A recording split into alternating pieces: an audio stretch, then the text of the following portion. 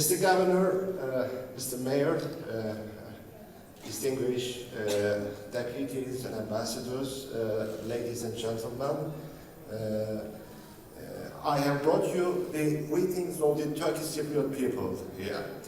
Well, at the outset, let me tell you that it's my really a great pleasure to be in this historic and beautiful city of Tokat.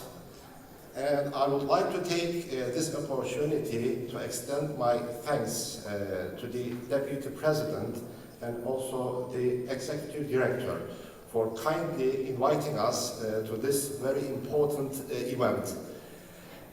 Dear participants, as you all know that the Turkish Republic of Northern Cyprus is one of the most important tourism destinations in the Eastern Mediterranean. And many tourists each year visit our country. Before the pandemic in 2019, 1 million tourists visited the Turkish Republic of Northern Cyprus. You may say that this is not a big number, but when you compare this number with our population, it's a big number for us. Of course, we want to increase the number of travelers and tourists visiting our country in Cyprus there.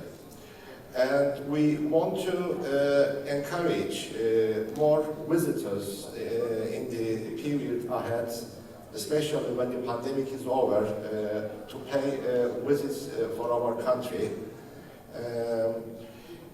Tourism is one of the most important economic sectors in the Turkish Republic of Northern Cyprus, along with higher education. So we are attaching a great importance to improve and enhance tourism in our country, especially the eco-tourism in the Turkish Republic of Northern Cyprus.